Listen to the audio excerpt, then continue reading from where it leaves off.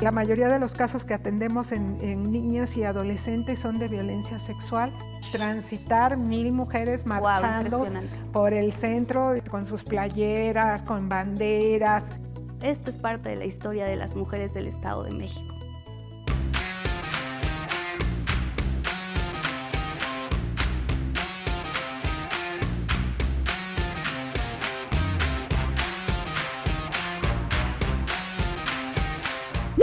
Hola, ¿qué tal? Les damos la bienvenida a este espacio de la Comisión de Derechos Humanos del Estado de México. Les saluda Belén Benumea Baena y bueno, el día de hoy vamos a abordar un tema muy importante, que es la lucha de las mujeres mexiquenses durante la trayectoria de los movimientos feministas. Tenemos una invitadaza de lujo, no se la pierdan. Emma Obrador, bienvenida. Qué gusto tenerte aquí en este podcast y bueno, hacerles también la información de conocimiento que cualquier duda o comentario nos pueden dejar ahí en las redes sociales a través de este podcast y vamos a conocer precisamente a quién tenemos aquí en esta emisión. Emma, ¿quién eres? ¿Qué haces? Cuéntanos. Hola, ¿qué tal? Muchas gracias por esta invitación. Es para mí un gran honor estar con ustedes haciendo este podcast. Yo soy Emma Obrador Garrido Domínguez, soy abogada feminista, defensora de derechos humanos de niñas y mujeres en el Estado de México desde hace ya más de 20 años. Integrante de la Red de Abogadas Feministas, REDAFEM, y nuestro trabajo es precisamente atender, orientar y dar representación a mujeres que están viviendo una situación de violencia para que puedan tener acceso a la justicia.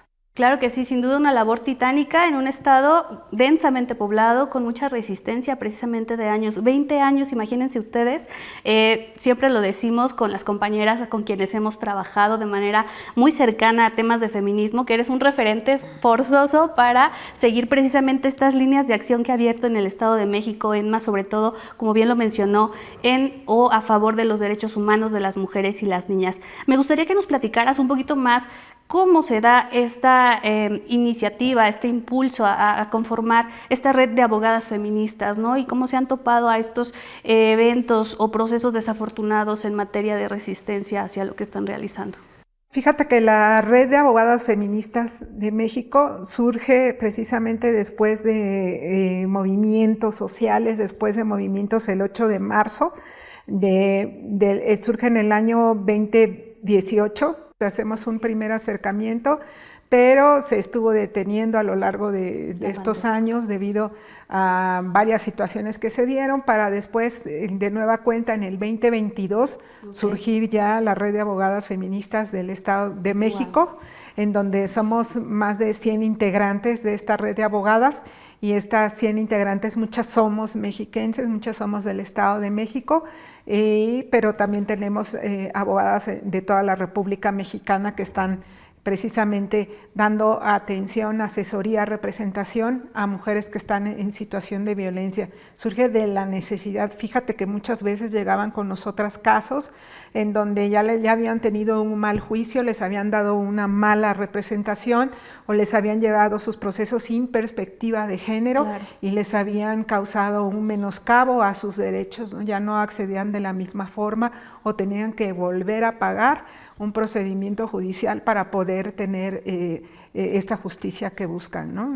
Sobre todo llevamos casos de guardia y custodia y pensión alimenticia y son los casos que más llevamos, ¿no? Son muchos, tú sabes, la violencia vicaria, claro, en esta modalidad de que no quieren pagar a sus hijas e hijas la pensión alimenticia, entonces son de los casos que más llevamos. Claro, y fíjense qué importante, a quienes nos están siguiendo en este podcast, qué importante tener este conocimiento de esta red, porque infinidad de casos sabemos de mujeres, niñas, jóvenes, adolescentes que están pasando situaciones de violencia y que está muy cercano con esta parte del acceso a la justicia con perspectiva de género. Conocemos protocolos, sabemos que ya hay leyes al respecto, ¿no? Pero ¿qué pasa con las personas que están a cargo de ejecutar este procedimiento con una base dentro de derechos humanos de las mujeres, desde esta perspectiva de género enfocado hacia las mujeres jóvenes, a las niñas, a mujeres adultas mayores, ¿no?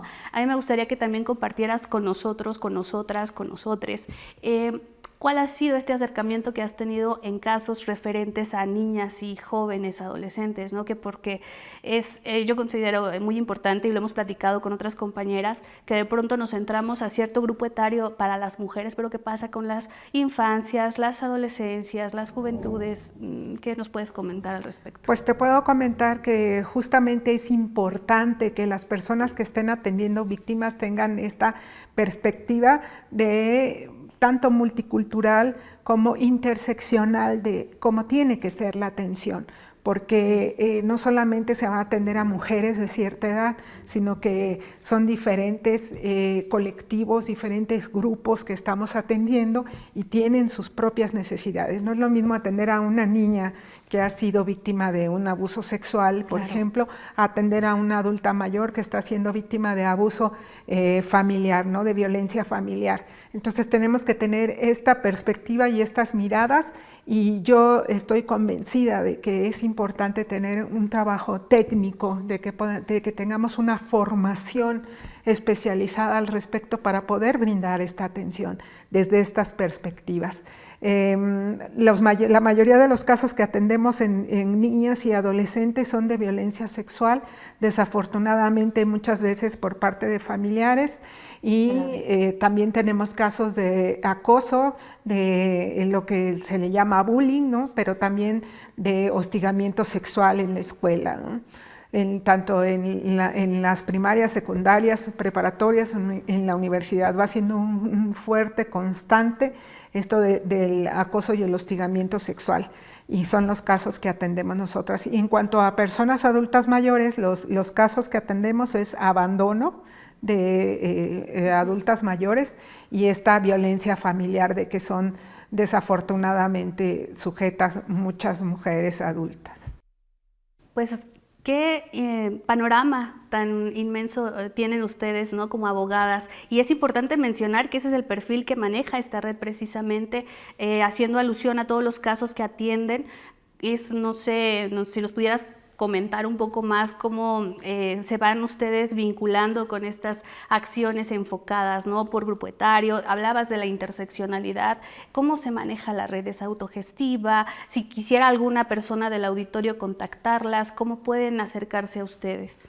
Se nos pueden contactar por medio del Facebook. Estamos allá en el Facebook como Redafem, Red de Abogadas Feministas.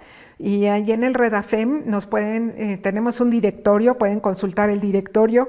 Ese directorio está organizado por estados y, por ejemplo, acabamos de hacer un nuevo directorio para el Estado de México. Fantástico. Por circunscripciones judiciales, para que, por ejemplo, quien esté en Toluca no busque a una abogada de Cuautitlán, sino que busque una abogada que le quede cerca en Toluca, por región. Todas somos abogadas y todas estamos capacitadas, feministas, tenemos pues estos principios que nos rigen, son principios feministas.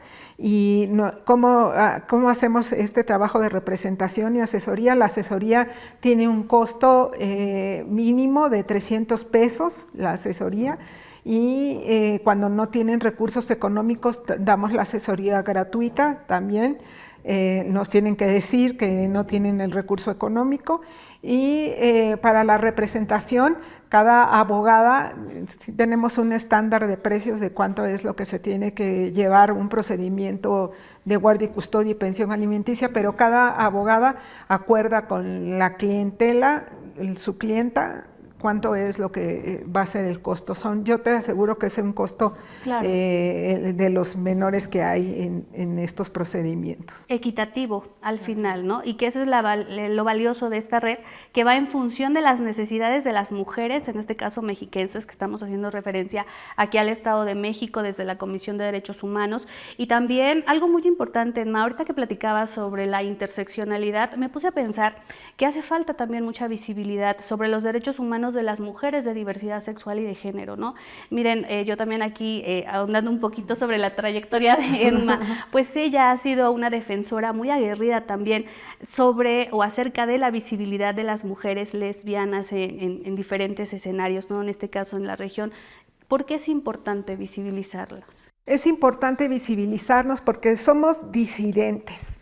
Las mujeres que pertenecemos a la población LGBTTIQ+, somos disidentes de un sistema heteropatriarcal. Y entonces es muy importante hacernos visibles públicamente para que vean que las personas de la diversidad sexual podemos ocupar espacios en donde estamos dando atención, en donde estamos dando un servicio comunitario, en donde tenemos una participación activa para la defensa de derechos humanos y que no se nos deje de asociar con estos espacios estereotipados, ¿no? De que siempre estamos en conflictos emocionales o de pareja, ¿no? Sino que también estamos haciendo un trabajo social por nuestra comunidad. Entonces es importantísimo visibilizarnos en estos espacios siempre y nos atraviesa, cuando nos atraviesa, a mí me atraviesa el ser lesbiana y decirlo y ponerme la camiseta con orgullo es muy importante porque es manifestar en el espacio público que las personas podemos ser diferentes.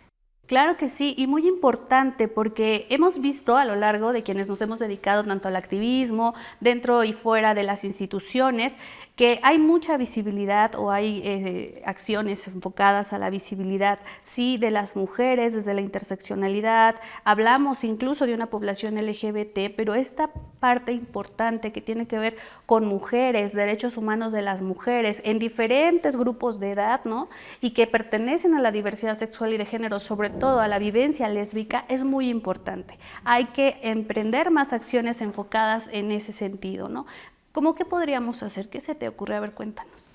Yo creo que muchas cosas. Es importante hacer visible que en las mujeres, hablar desde la interseccionalidad, es hablar de que podemos ser mujeres lesbianas, adultas mayores y estar atravesadas por ambos espectros, ¿no? Por el ser lesbiana y por ser una adulta mayor, pero también puede ser que sea una mujer indígena, lesbiana, adulta mayor y puede ser que tenga una discapacidad. Entonces es importante ver cómo se van atravesando todos estos contextos, todas estas, el ser personas tiene que ver con toda esta integridad, en que seamos tratadas de manera íntegra y todas necesitamos el ejercicio pleno de nuestros derechos como humanas. Entonces creo importantísimo el que cuando hablemos de mujer, hablemos de mujeres. Claro. Ya no es la mujer estereotipada que durante tanto tiempo era la mujer perfecta, ama de casa, que hacía dobles y triples jornadas, ¿no? La silueta de Barbie. La silueta de Barbie, ¿no? Sí. Sino que el ser mujeres es toda esta amplia gama de personas diversas que estamos, ¿no? Y que el hecho de ser mujeres no significa un obstáculo para poder tener una participación política, para poder hacer ciudadanía. Al contrario, ¿no? Que las mujeres lo estamos haciendo todo el tiempo y que ahora se está haciendo visible este trabajo que ya hacíamos. Edna, pues muchas gracias por todo lo que has compartido con nosotras, con nosotros y con nosotres el día de hoy. Solamente, pues, cuéntanos qué ha representado para ti estos 20 años de trabajo y de lucha. Pues muchos avances, sí, muchos cambios, mucha evolución del movimiento feminista en el Estado de México. Surgimos como unas pequeñas colectivas de café en algunos lugares, en algunas casas. Después empezaron a hacer conversatorios y ya traíamos estos temas de, por ejemplo, nuestro tema de mucho interés por mucho tiempo fue la violencia contra las mujeres y la alerta de violencia de género. Sí. No sé si recuerden que durante 3 años no se declaró la alerta de violencia de género para el Estado de México. Sí. Y entonces las colectivas feministas estábamos en esta lucha como movimiento social porque se declarara la alerta. Y después empezaron a surgir otros temas y parte del movimiento feminista se empezaron a hacer encuentros feministas en el Estado de México, los primeros encuentros feministas estatales, y luego nos fuimos hacia el 10º Encuentro Nacional Feminista, wow, que fue el primero en el Estado de México, pero el 10º a nivel nacional. Eso fue fabuloso porque fue el primer movimiento, la movilización feminista en Toluca. Imagínate, las mujeres marchando, a transitar 1000 mujeres marchando, wow, por el centro. De hecho salimos de aquí de Paseo Toyocan y nos fuimos todo lo que es la avenida esta paralela al Toyocan, No toda recuerdo. esa avenida cerrada porque las mujeres veníamos marchando. Terminamos ese día esa marcha feminista en la explanada del Palacio de Gobierno, acostadas todas en la explanada de aquí del Palacio de Gobierno.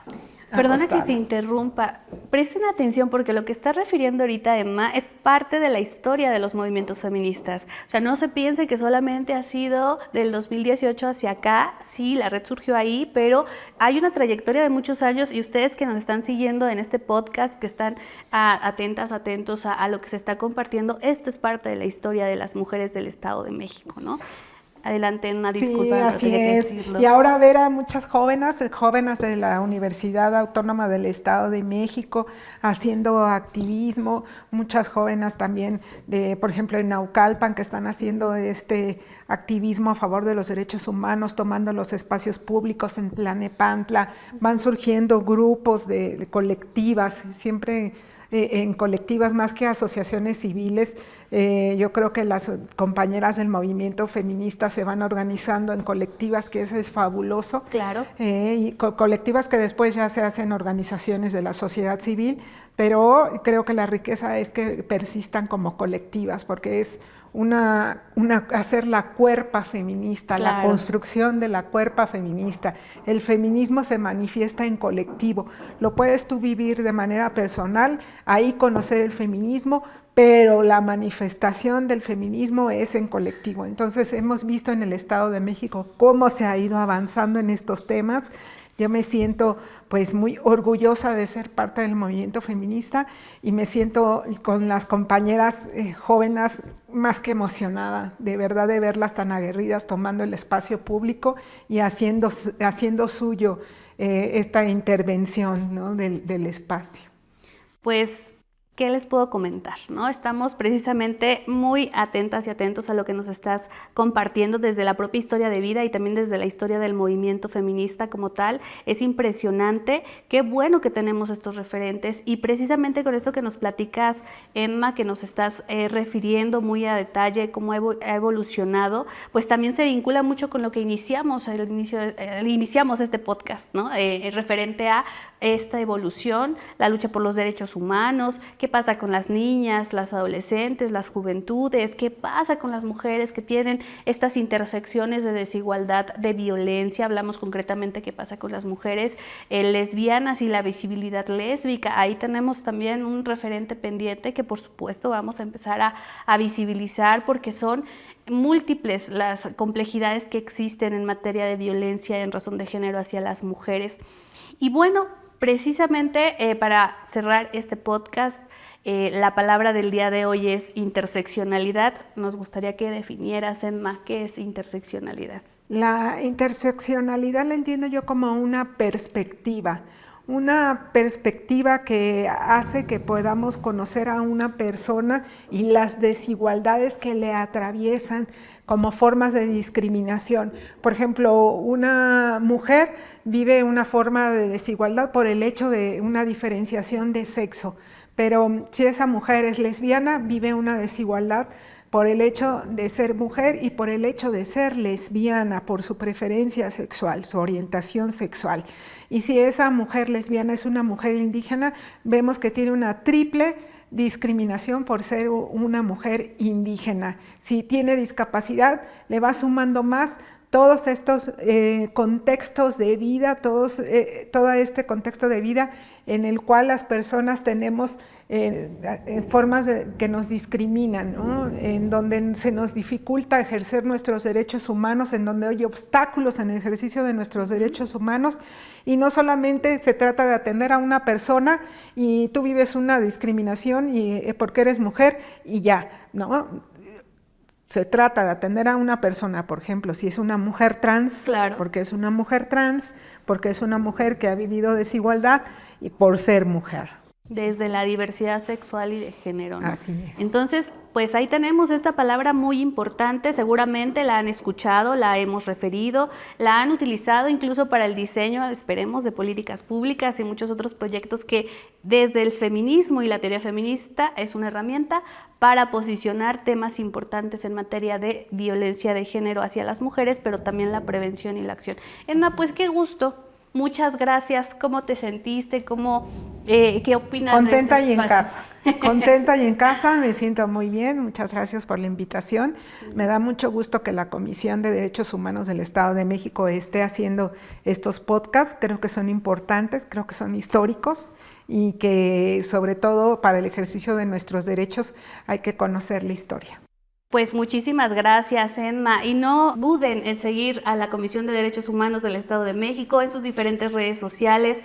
No se pierda el próximo programa, el próximo podcast, que va a estar muy interesante, así que les agradecemos su atención en esta ocasión y nos encontramos próximamente. Muchas gracias.